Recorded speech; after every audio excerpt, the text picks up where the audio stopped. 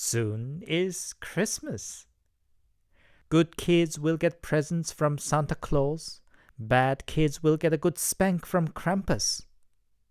This simple moral that good shall be rewarded and the bad shall be punished, we were taught as a child time after time through various cautionary tales. Even though we all quickly learn such simple justice is few and far between in the world, the lesson we were taught as children hangs on at one corner of our heart. Should the humans fail to achieve it, at least some sort of universal or divine intervention shall fulfill the full circle of karma. Now, in the Christian world, the reward and punishment often come in a form of heaven and hell, namely in the afterlife. The curse expression of "go to hell" that exists in various European languages proves the point. In Korea, on the other hand, we want to see the reward and punishment in this world. There are concepts of a heaven and hell in Korea too, but in Korean psyche and religion, the emphasis is always in this life. An equivalent expression to go to hell in Korean would be 천벌을 받아라, which could be roughly translated as shall be punished by heaven, and the implication is that the punishment should take place in this life. So today we are taking a look at such stories where the justice taking place in the form of divine, or shall I say, paranormal intervention. 4 allegedly true stories from Korea about paranormal justice. As always, handpicked, translated, and narrated by your host, Anthony.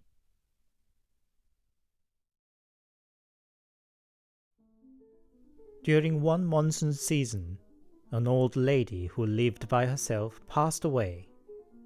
She had been ill for a long time, and in the small countryside village, nobody suspected anything other than a natural cause. On a funeral day, about 80 of her family and village people gathered. While the invited monk was chanting, the guests, one by one, incensed the portrait of the old lady. Then came the turn for a nephew of the deceased. Suddenly the flames of all the candles on the table started flaring up, shaking violently. There was no window opened either. The nephew lifted incense to his forehead before throwing it into the incense burner, while the people whispering about what was happening. Next moment, all the candles went out. Guests were all stunned. The monk alone carried on his chanting undisturbed. Then the heavy brass candlestick flew across the room as if somebody had threw it with all his might.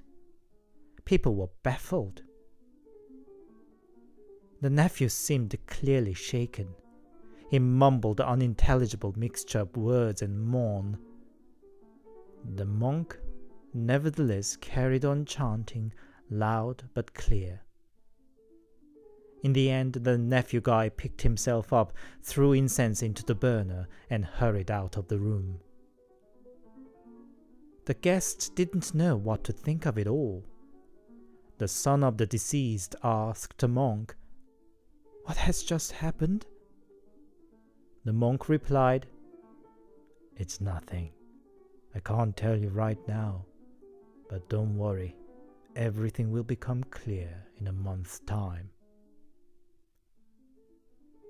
Sometime later, a news arrived at the village that the nephew of the old lady was arrested. He'd taken a loan on the old lady's house without her knowledge, and when she found out, he killed her. It was about a month after the funeral.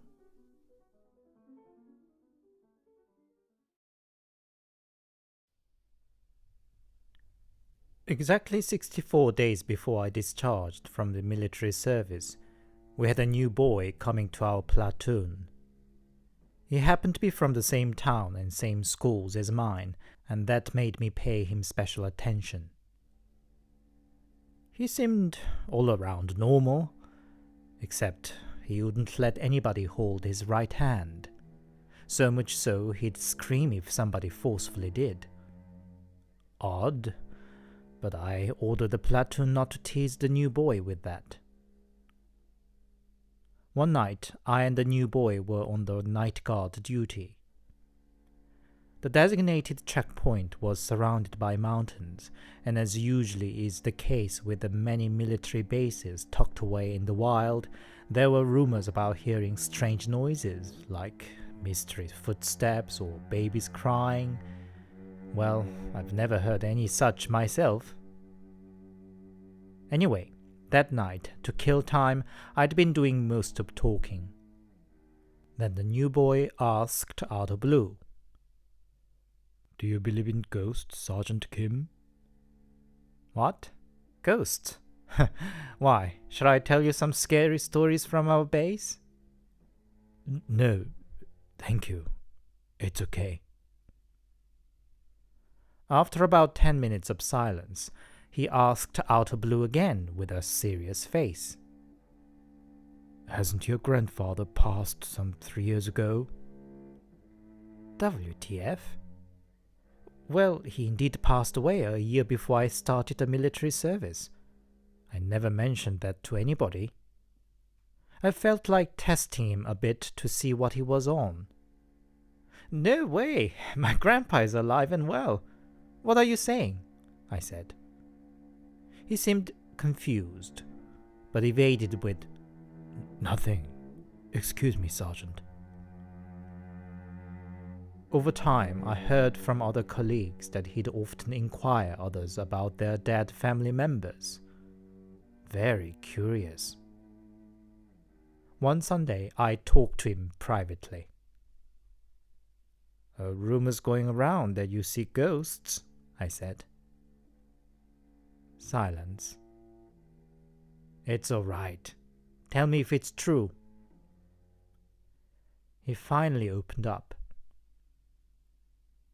"You know I don't let anybody touch my right hand, Sergeant. It's because somebody's holding on to it." "What? Who?" His story was, before coming to the military, he was a bit of a ladies' man. He had lived with a girlfriend whom he dumped for another. The broken-hearted ex relied on drinks to get by, and one day died of a car accident while drunk. He saw his ex in his dream on the day he heard the news. She was crying. He tried to console her with, "I'm sorry. I promise I'll be yours in the next life." But her tears turned to blood, and she said, "It's too late. I won't go alone." Then she held tight of his right arm. Since then on, she's staying there, holding on his arm. He had visited some famous shamans and so on, but none could help him out. Apparently, the ghost wouldn't stop talking. "About whom shall I talk about? His grandpa passed a few years ago, and his mother is dead," and so on. And whenever somebody touched his right hand, she would scream, "I'll kill him! This hand is mine!" Soon after, I discharged. I still worried about the boy and asked others to take care of him before I left. About a month later, I heard he had slashed his right wrist. Fortunately, a night guard discovered him in time and saved his life. The base was, of course, turned upside down with the incident.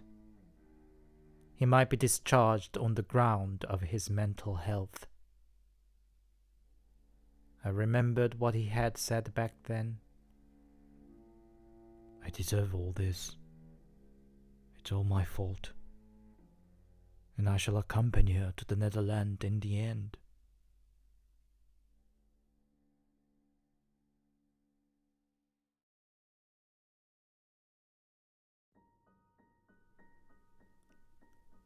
I see dead people. From my childhood, as long as I can remember. For a long time, I was scared of them and cursed my third eye.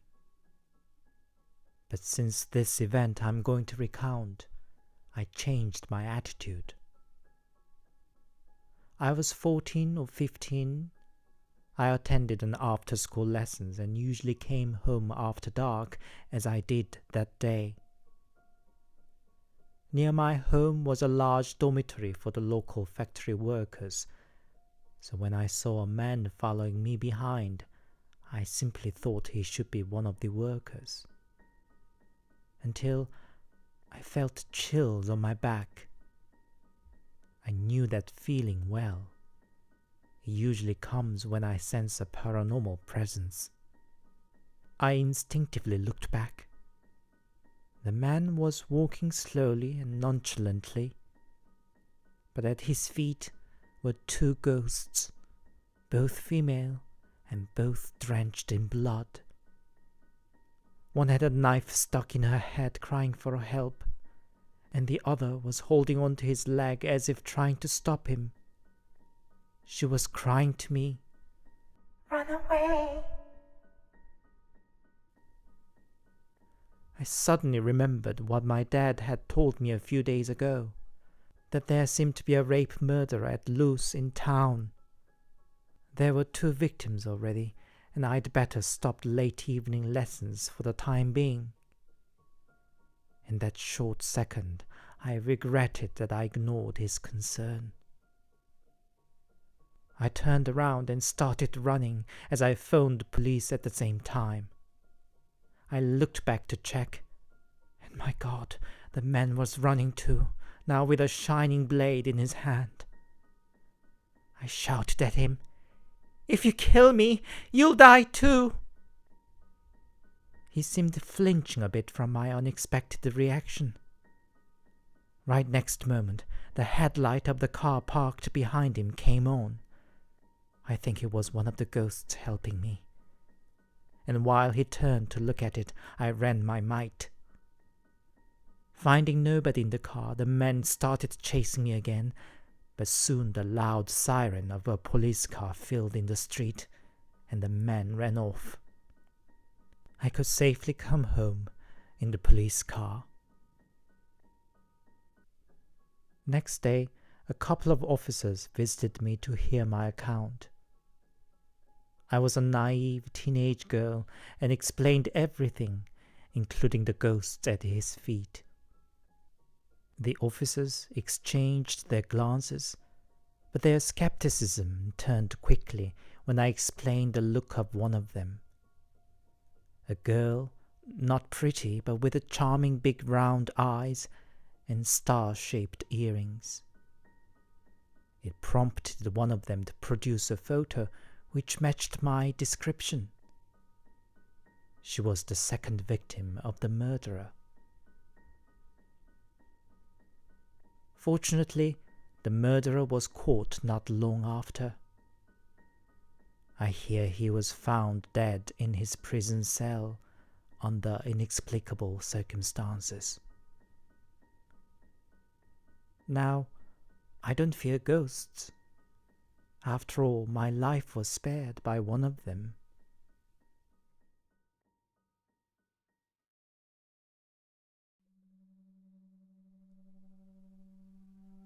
In 2005, I was serving in the auxiliary police force in Busan. There were only about 20 of us, and the duties ranged from guarding the entrance to supporting various paper and office works. For the lack of a hand, the 2-shift schedule was pretty tough, consisted with 24-hour work and 24-hour off. But if you were lucky, you might get 3-hour break during the 24-hour work shift.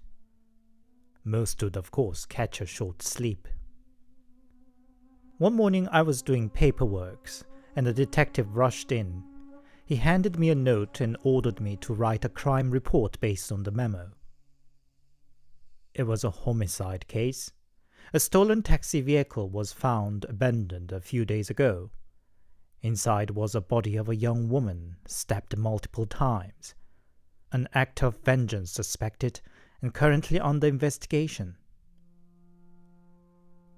After a full day of busy work, I was granted a 3-hour break at 10 a.m. As I walked to my barrack, I noticed a taxi was parked clumsily. I asked a colleague, "What's the taxi? It's taking over other spaces." "That? A detective left it there, so. Apparently a major evidence to a murder case, I heard. It's going to be moved tomorrow," he said. I remembered the crime report I wrote earlier and stepped towards it out of curiosity. My colleague stopped me. "Don't look inside. It's a bloodbath there," he said. 2 days later, I was again on 24-hour shift. It was a relatively slow day and came the 3-hour break at night.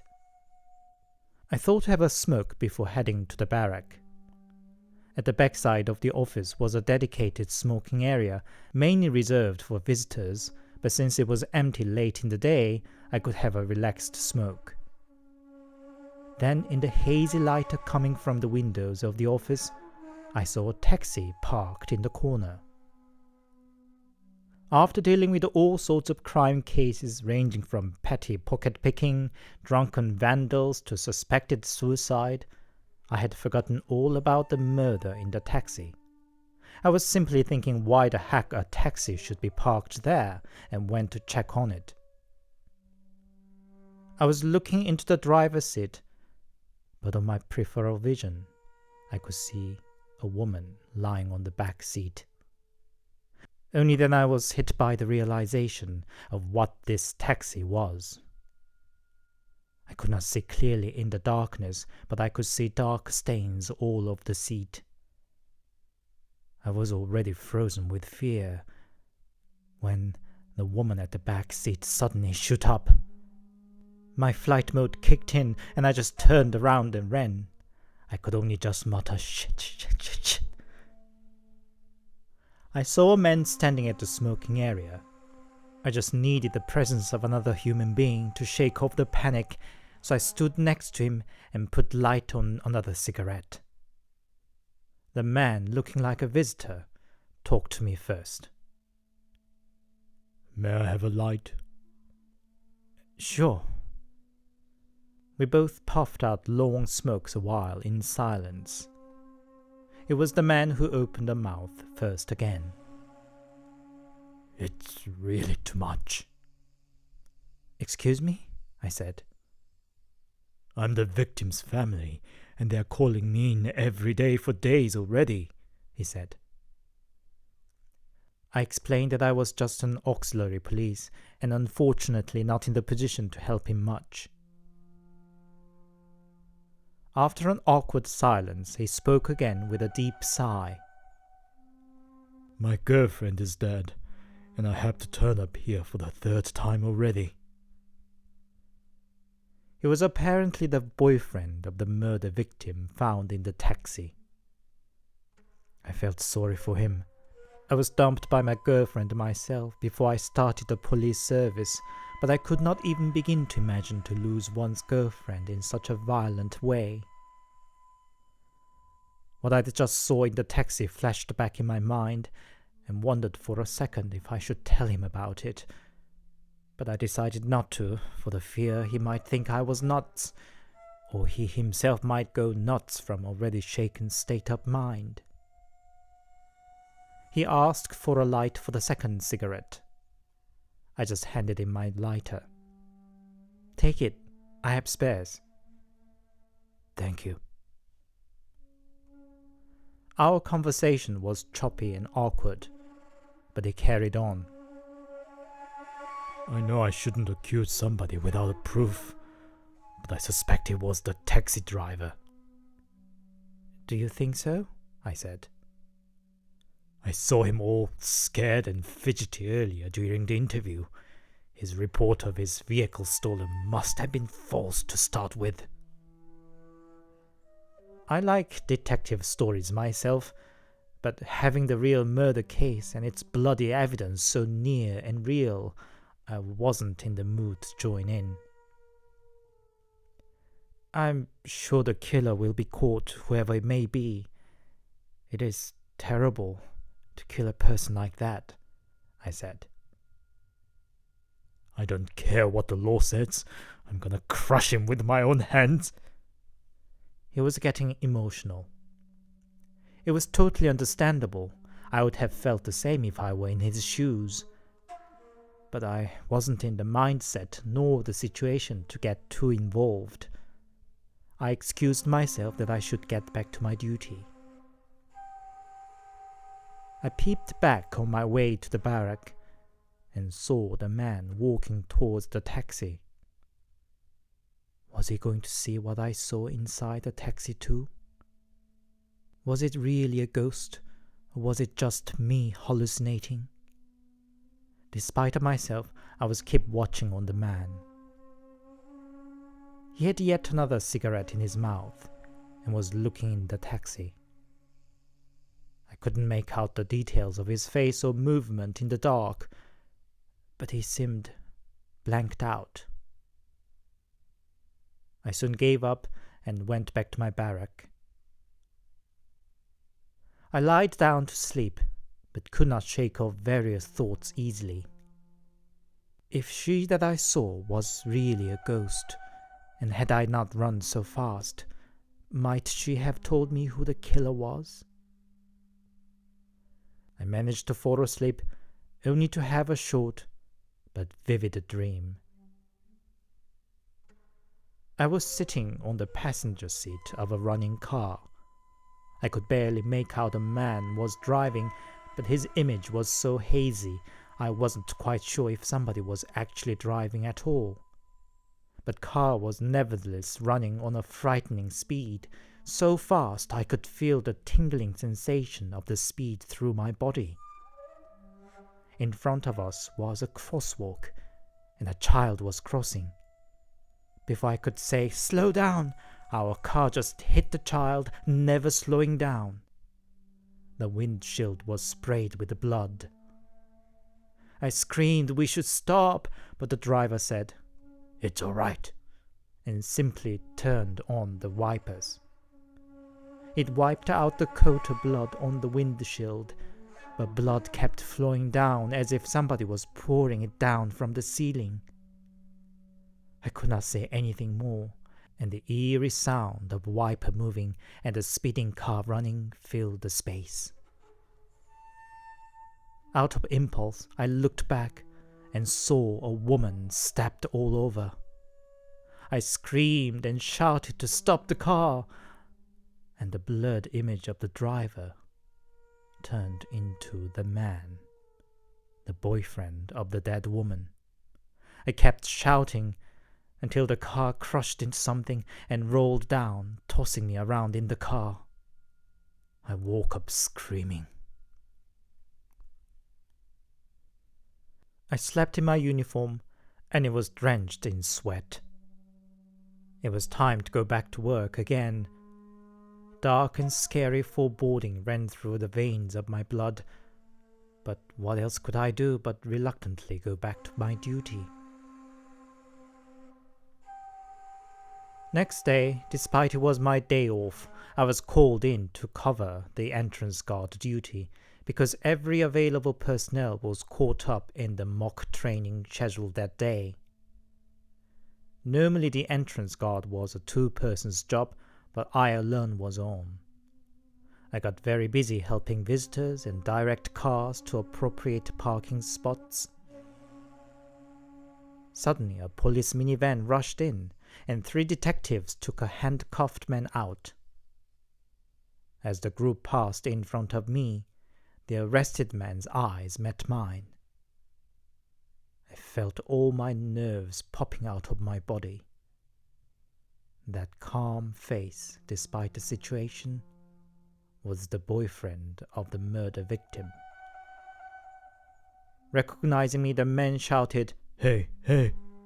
but was dragged away by the detectives.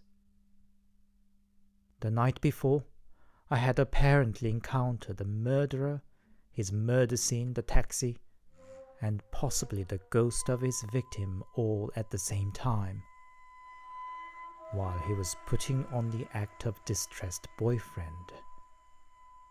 No wonder he chain-smoked.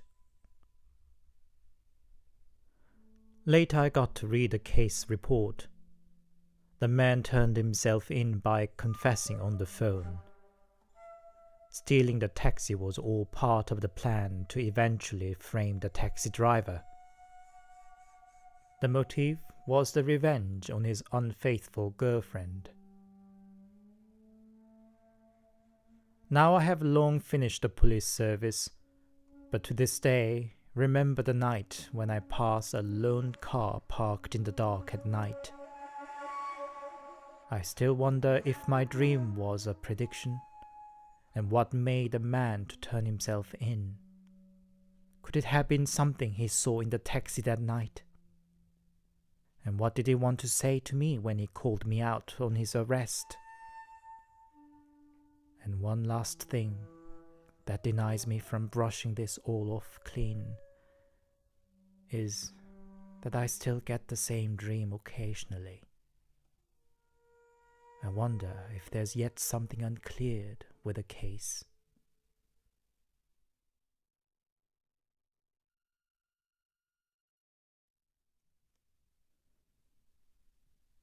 Hi, it's Anthony here, and thank you very much for your listening.